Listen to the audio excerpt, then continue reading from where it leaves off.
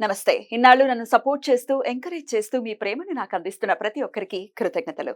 అలాగే ఈ వీడియో కూడా ఖచ్చితంగా మీకు ఉపయోగపడుతుంది. లైక్, షేర్ అండ్ సబ్స్క్రైబ్ చేసి మీ సపోర్ట్‌ని నాకు అందించండి. అలాగే ఈ వీడియో పట్ల మీకున్న అభిప్రాయాన్ని కామెంట్ సెక్షన్‌లో కామెంట్ చేసి తెలియజేయండి. ఇప్పుడు వీడియోని చూద్దాం. నమస్కారం.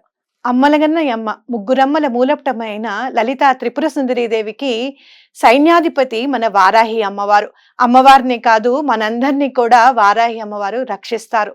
మరి మనకి ఆర్థిక ఇబ్బందులున్నా, భూ వివాదాలున్నా, కోర్టు సమస్యలున్నా వారాహి అమ్మవారి ఆరాధనతో అవన్నీ కూడా పరిష్కరింపబడతాయి. మరి అమ్మవారిని వారాహి అమ్మవారిని పూజించడానికి అత్యంత మహిమాన్వితమైన రోజులు జూలై 6 నుంచి గుప్త నవరాత్రుల రూపంలో మనకి అందుబాటులో ఉన్నాయి. మరి ఆ రోజుల్లో అమ్మవారికి చక్కగా 9 రోజులు హోమాలు, అలాగే త్రిపురాంతకంలో మహాపూర్ణాహుతి చేసుకోబోతున్నాం.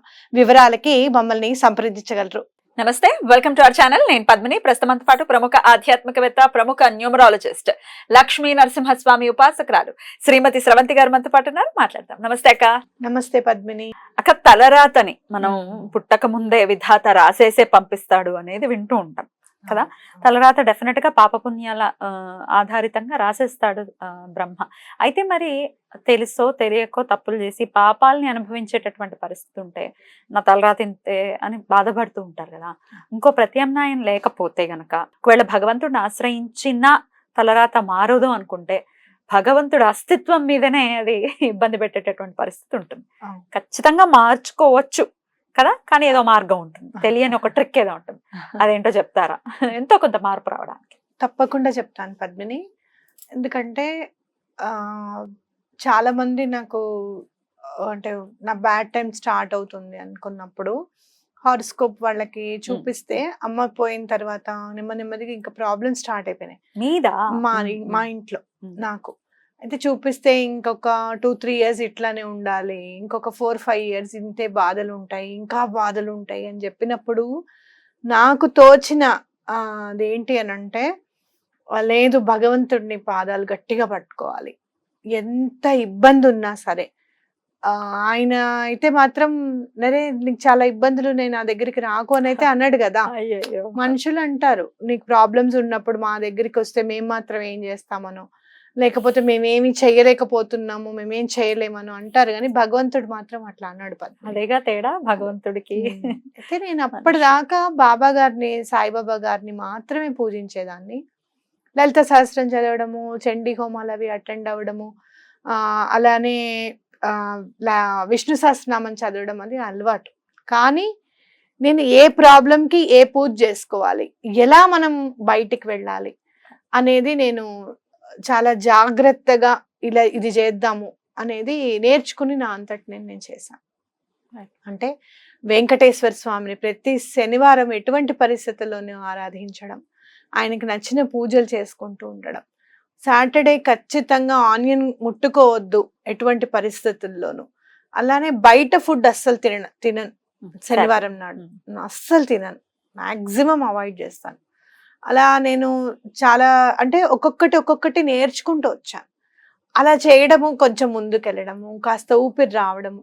ఇప్పుడు ఏదైనా కూడా మనకి సమస్య ఉందనుకో, బయట ఎవరో హెల్ప్ చేయడం మాట పక్కకు పెట్టు, మనంతట మనకి స్ఫురణకి రావాలి కదా, మనం ఏం చేస్తే ఈ ప్రాబ్లం నుంచి బయటపడతాం అనేది తెలియాలి మనకి. కరెక్ట్. అలా అలా అలా నెమ్మదిగా నేనే చూసుకోవడం, నేనే ప్రాబ్లమ్స్ అన్ని సాల్వ్ చేసుకోవడము, ఏ ప్రాబ్లం అయినా కూడా సాల్వ్ చేయగలుగుతాను అనే నమ్మకము అనేది చిన్నప్పటి నుంచి ఉంది. దాన్ని కోల్పోకుండా ఉండడం కూడా గ్రేట్ కదా. మనకి చాలా సమస్యలు ఉన్నాయనుకో, దాన్ని ఎలా కోల్పోకుండా, మన ధైర్యం కోల్పోవద్దు. ముందు బ్రెయిన్ అసలు పని చేయకుండా ఉండే పరిస్థితి వచ్చేస్తుంది. ఆ ధైర్యం ఉండాలి అంటే మాత్రం భగవంతుడి అండ కంపల్సరీగా ఉండాలి. నేను చిన్నప్పుడు చదివినది బాగా గుర్తు అన్నమాట. నేను ఒకసారి ఒక క్లినిక్ వెళ్ళినప్పుడు భగవంతుడితో ఒక అమ్మాయి మాట్లాడుతూ ఉంటుంది, నాకు చాలా కష్టం ఉన్నప్పుడు నువ్వు నన్ను వదిలేసావు, చక్కగా ఉన్నప్పుడేమో 4 పాదముద్రలు ఉన్నాయి, కష్టంలో ఉన్నప్పుడు 2 పాదముద్రలు ఉన్నాయి. అంటే అర్థం కాల. నడుచుకుంటూ వెళ్తూ ఉంటారు భగవంతుడును ఆ అమ్మాయి ఒక చోట, చాలా కష్టాలు వస్తాయి.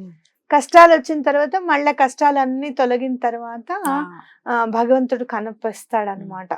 అర్థమైంది. అయితే నాకు నేను కష్టంలో లేనప్పుడేమో నాతో పాటే నడిచావు, 4 పాదముద్రలు ఉన్నాయి. నేను కష్టంలో ఉన్నప్పుడు మాత్రం 2 పాదముద్రలే కనపడుతున్నాయి. అంటే నువ్వు వదిలేసి వెళ్ళిపోయావు అనమాట. అంటే ఆయన అంటాడు, లేదు అప్పుడు 4 పాదముద్రలు ఉన్నాయి, నువ్వు నా పక్కన నడుస్తున్నావు, కష్టంలో ఉన్నప్పుడు నేను ఎత్తుకుని నడిపిస్తున్నాను అంటే, అందుకే నీ పాదముద్రలు లేవు, అవి నావి అని చెప్తారు. ఇది నా మనసులో చాలా బలంగా నాటుకుపోయింది. అందుకే పిల్లలకి బుక్స్ ఇవ్వండి అని చెప్తాను చూసావా, చదివింది ఎప్పుడైనా సరే మన మనసులో అలా కూర్చుండిపోతుంది అనమాట. సో అది నా మనసులో బాగా నాటుకుపోయింది. నేను కష్టంలో ఉన్నప్పుడు భగవంతుడు నన్ను వదలడు అనేది నా మనసు చెప్పింది. అదే నేను గట్టిగా నమ్మాను పద్మిని. ఇంకంతే, ఎవరు ఏ పూజ చెప్తే ఆ పూజ చేయడం. మా అత్తయ్య చెప్పింది నాకు, శివుడిది 3 సోమవారాల పూజ చేయమ్మా, బాగా కలిసి వస్తుంది అని అంటే అది చేశాను. ఇంకా చాలా రామకథ చేశాను, ఎన్నో. ఇంకా ఇక అంటే అమ్మ లేదు కదా, ప్రాబ్లమ్స్ ఉన్నప్పుడు రిలేటివ్స్ ఎవరి దగ్గరికి రారు కదా, ఫ్రీ టైం అన్నమాట. మనం ఫ్రీ టైం అసలు చాలా హ్యాపీగా ఉండే టైం అదే. మహానుభావులు వదిలేస్తారు. మార్నింగ్ ఈయన ఆఫీస్ కి వెళ్ళిపోయేవారు కదా, ఈవినింగ్ వరకు ఈయన వచ్చేదాకా ఫ్రీ. చిన్న పాప మా ఆదిత్రేమో, ఇంకా దాన్ని ఒళ్ళో పడుకోబెట్టుకుని కూడా పూజ చేసుకున్న రోజులు ఉన్నాయి. ఎక్కడ వదిలేదాన్ని కాదు భగవంతుడి నామాన్ని. అయితే ఇంకోటి కూడా, ఇంట్లో బాగా లక్ వచ్చేవి ఏవి అనేది కూడా దృష్టి పెట్టడం అనేది అలవాటైంది నాకు. కల్పవృక్షం ఒకటి చిన్నగా వెండిలో దొరుకుతుంది మనకింత, ఆ కల్ప వృక్షం ఒకటి, ఆంజనేయ స్వామి విగ్రహం ఒకటి నా దగ్గర, నా దాంట్లో ఉన్న దాంట్లోనే నేను తీసుకురావడం. అలాగే భగవంతుడికి ఏదైనా ఇవ్వాలి అంటే మనం చాలా ఉన్నవాళ్ళమనో, లేకపోతే మనం కాదనము, ఈ మాట వాళ్ళని అడిగితే వాళ్ళు కాదనరండి అని చెప్పి కొంతమంది అడిగేవాళ్ళు అనమాట. ఇట్లా పాదుకలు చేస్తున్నాం స్రవంతి, మీరే చేయిస్తే మంచిది బాబా గారికి వెండి పాదుకలు అని చెప్తే, అది నాకు చాలా పెద్ద అమౌంట్ పద్మిని అప్పుడు. అయితే ఎంత టైం ఉందండి అని అడిగితే, ఒక 4 months లో చేయిద్దాం అనుకుంటున్నాము అని అంటే, నేను ఏం చేశానంటే ఎప్పుడు నా దగ్గర డబ్బులు ఉంటే అప్పుడు వెండి కొనడం స్టార్ట్ చేశాను. ముద్ద వెండి ఉంటుంది కదా, కొనేదాన్ని. అంటే ఎప్పుడు నా దగ్గర మిగిలితే అవి కొనేదాన్ని. లేదు ఏదైనా హోటల్కి వెళ్దామని నేను అనేవారు అనుకో, ఇవాళ హోటల్కి వద్దండి, అదేదో నేను ఇంట్లోనే చేస్తాను అని చెప్పి ఇంట్లో చేసి హోటల్కి వెళ్తే మనకి ఎంత ఖర్చు అవుతుంది అని ఆ డబ్బులు తీసుకొని దాచేదాన్ని అనమాట. అట్లా వెండి పాదుకలకి 4 months లో నేను డబ్బు దాచి వెండి పాదుకలకి ఇవ్వడం. అక్కడి నుంచి మార్పు చాలా ఉంది పద్మిని. ఎందుకంటే భగవంతుడు అలా పాదాలు ఇచ్చాను కాబట్టి ఇంత స్ట్రాంగ్ గా నిలబెట్టాడేమో మళ్ళీ. అంటే ఎక్కడ కూడా నా దగ్గర వదలలేదు అసలు. అలా పట్టుకోవాలి. ఇక్కడే తప్పు జరుగుతుంది అక్క. కష్టం ఉన్నప్పుడు అసలు ఇంకా ఇంత కష్టం ఇచ్చాడు దేవుడు లేడు, ఏం లేదు అనే వాళ్ళు ఉంటారు. ఇంకెవరు కాపాడతారు కదా, ఎవ్వరు కాపాడరు. కూరుకుపోయి ఇక్కడే ఆ పట్టుకోవడంలోనే వైక్లభ్యం వస్తుంది. మనసు వినదు. ఎట్లా దాన్ని కంట్రోల్? మనసుని వినదు అంటే మనసుని అధీనపరుచుకోవాలి. ఒక్కటి గుర్తు పెట్టుకోండి, కనిపించే వాళ్ళు మీరు ఆల్రెడీ చాలా అంతకు ముందు హెల్ప్ చేసిన వాళ్ళే మీకు హెల్ప్ చేయట్లేదు ఇప్పుడు. భగవంతుడికి మనం ఏం చేసామని ఆయన వెంటనే హెల్ప్ చేయాలి? అదే కదా, ఇది క్వశ్చన్ మార్క్ కదా. రోజు దీపం పెడుతున్నాము, మన నైవేద్యం పెట్టి మనమే తింటున్నాము, ఆయనకంటూ ఏం చేసామని చెప్పి మనం ఆయనకు చేయాలి? అవునా కదా? ఆయన మనకి వెంటనే ఎందుకు చేయాలి అనేది పట్టుకుంటే ఏం చేయాలి? అది ఇప్పుడు భగవంతుడు ఇచ్చినవే కదా ఇవన్నీ, ఆయనకి మళ్ళీ ఇస్తా పాప ఆయన కూడా తిండు, బాబు నువ్వే తిన్నాక ఎందుకు అంటాడు. అవును, మరి ఆయనకి ఏం చేయాలి? అది ఒక్కటి, మనసులో నువ్వు తప్ప ఎవ్వరు లేరు అనే నమ్మకాన్ని నిలబెట్టుకోవడం. నువ్వు భగవంతుడికి ఏదైనా ఇస్తున్నావు అనంటే అది నీ నమ్మకం మాత్రమే. నీ భక్తి అనేది ఏంటో తెలుసా? నాకు అర్థమైన నిర్వచనం, నీ ప్రేమ, నీ క్రమశిక్షణ, అలాగే నీ నమ్మకం, పట్టుసడలి నీ నమ్మకం, ఇవన్నీ భక్తి. అర్థమైందా? అవన్నీ నువ్వు ఎప్పుడైతే సమర్పిస్తావో, నీ భక్తిని ఎప్పుడైతే సమర్పిస్తావో, ఫలం పత్రం తోయం అని అంటారు చూసావా, పుష్పం తోయం అని అంటారు. చివరికి మంచి నీళ్లు పెట్టినా చాలు భగవంతుడికి, ఇంకేమీ అక్కర్లేదు. అదే ప్రేమతో ప్రేమతో ఇవ్వగలిగేది ప్రేమ మాత్రమే. ప్రేమ మాత్రమే. దీనికి మీరు తలరాతను భగవంతుడు ఎట్లా మారుస్తాడు అని అంటే, జస్ట్ ఆయన కూడా ఇట్లా వెయిట్ చేస్తూ ఉంటాడు అనమాట మంచి టైం. ఇంకోటి దత్తాత్రేయ స్వామిని, శ్రీపాద గురువుల్ని నమ్మారనుకో, శ్రీపాద శ్రీవల్లభుల్ని, శ్రీ గురువుల్ని, దత్తాత్రేయ స్వామిని నమ్మితే ఎలా అంటే, మన ఈ జన్మలో ఏదైనా ప్రాబ్లం ఉన్నా కూడా దాన్ని పక్కకు జరిపేసి తుడిచేసి ఆయన కొత్త తలరాత రాస్తాడు. నా మాటగా నమ్మండి. వల్ల గుద్ది చెప్తున్నారు అంతే. 2002లో వెళ్ళాను నేను గాణగాపురం. ఆయన, నేను ఓపెన్ గా చెప్తాను, ఏం చెప్పినా నీకు తెలుసా ఆ విషయం.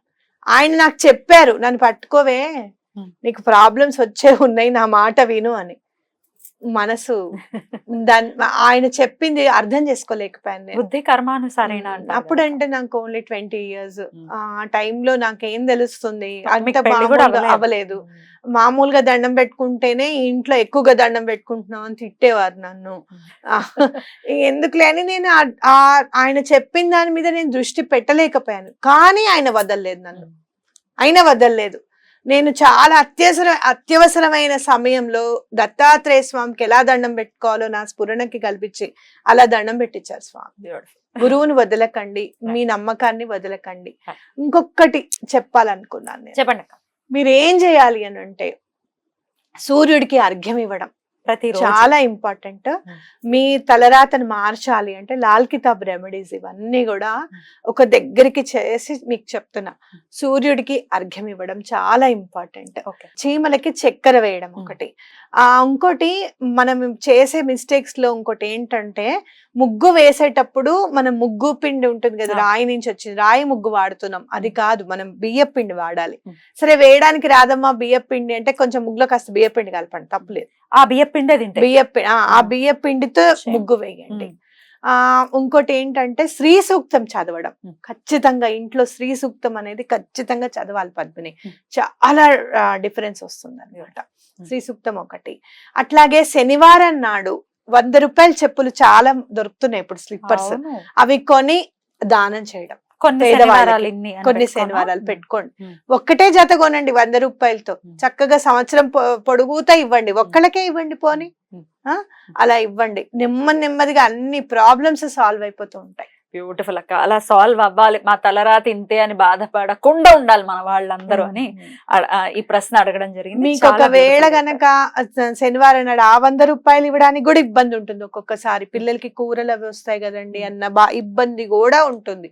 అలాంటప్పుడు మీరు ఏం చేస్తారంటే, ఏదన్నా గుడి ఆవరణలో చీపురు పట్టి ఊడ్చి అక్కడ ముగ్గు వేయడం, ఇలాంటివి చేస్తే తలరాత తప్పకుండా మారుస్తాడు భగవంతుడు. చాలా అద్భుతంగా చెప్పారు. ఇవి చేద్దాం, అవి చేసేసాం, ఈ పూజలు చేస్తాం, ఇక్కడ తిరిగేసాం, అక్కడ తిరిగేసాం, అవ్వట్లేదు అని నెపం దేవుడి మీద నెట్టద్దు. ఇంకొకటి, పూజ ఎప్పుడైనా మనం చేసుకోవాలి. మీకు డబ్బులు ఇచ్చేస్తాం వాళ్ళు చేస్తారు అవన్నీ కాదు.